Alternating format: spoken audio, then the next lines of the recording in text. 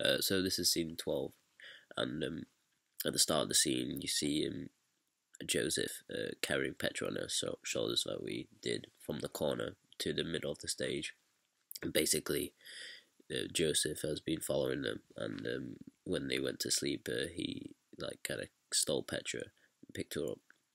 And it, like, at the start of the scene, it's just him saying, "Oh," like saying normal human dad stuff, kind of saying like, "Oh, you're getting too heavy now, Petra. You're growing up," kind of thing. It is like, there was a time I could lift you above your head, and then basically this it tells the audience that he's still his father, even though he's done like all these horrible stuff. He's still his father, and he still cares for his children, especially Petra. And he's just like saying stuff like, "I came after you. I thought I lost you," being really nice to Petra and stuff like that. And Petra's just like kind of freaking out, saying like David kind of thing. Even though she's happy to see his dad, she's like kind of freaking out. And basically, Petra's just saying that, "Oh, I can speak through my mind and I can hear people," and he's like, and Jophis is like, no, you can't do that. And he's just like, "Your mum is worried death about for you and knowing where you are." And he's just because Petra keeps saying, "Oh, I can do this, I can do that," and he just says here, "Hey, you're not one of them, you're mine." And he hates Petra doing all these mind control things, and she's just saying, "Oh, I'm shouting at them, I'm screaming at them," and Joseph is really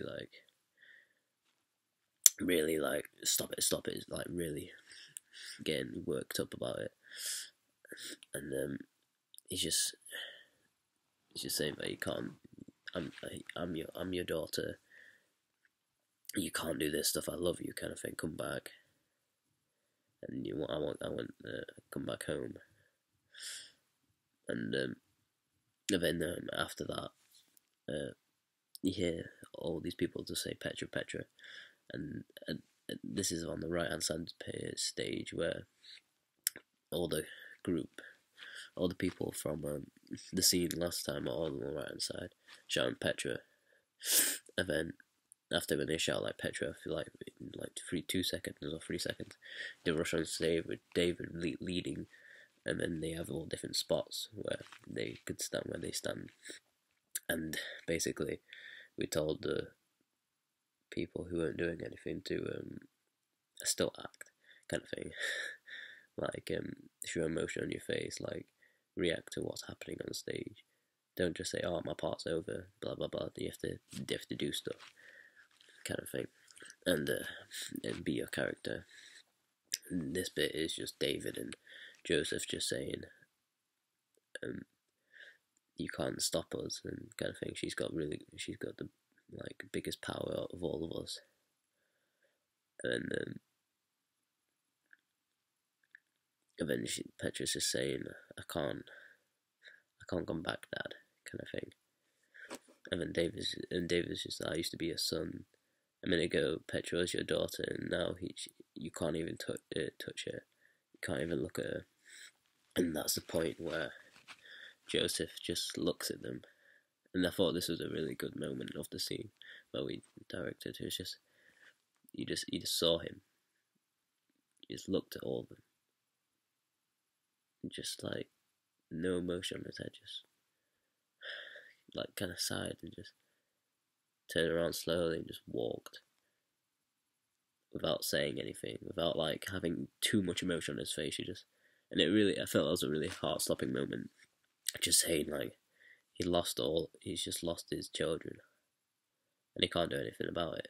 And they're fringe people who he hates, and he's just come to the realization that he can't do anything. And it's just this really hard, like, because he for the whole of this play has been like horrible, but yet you feel sorry for him at this point, like, kind of thing. That's what we wanted, because if you hated someone, but your children with them, if your children was them, you still would love your children even though you hate them, hate that kind of person. But anyway, carry on. David just saying, Joseph is gone by then, and then they're back to talking to each other, and basically they're saying they'll go back to camp. And there's this point where Petra's just like, there's a woman, I can hear her, but she's so quiet, and it's like the voices in her head, and she's like, she's heard me screaming. I've told her I'm alright. She's asking who I am, kind of thing. And it's like what's kind of, and it's all in mind control, because she's got like the big most powers out of all of them, and she can hear this woman talking to her, and no one else can hear her. And she's like, oh, she's so quiet. It's like being tickled, and people are kind of worried at this moment, and she's just like saying random stuff like, I've told her she wants to know who we are. She lives in the east, and then David's asking questions like, how far away? Like 7 days. 7 days, we don't have enough for 7 days. And basically it's just like, she'll guide us all the way there. So it's just like a spirit woman kind of thing. You don't know who it is. Even at the end of the play, you don't know who it is, who she's talking to. But basically, she's the map of where to go for them to get to this place for the French people and let them roam free, kind of thing.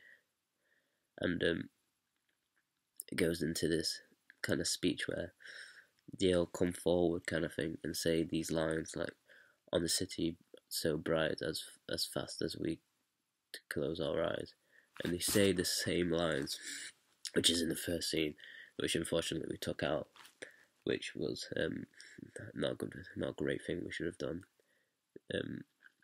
But and then they say the lines that they say at the start about what they feel, kind of thing.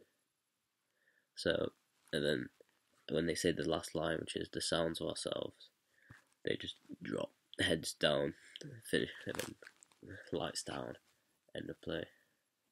So that is all our scenes, and that's done.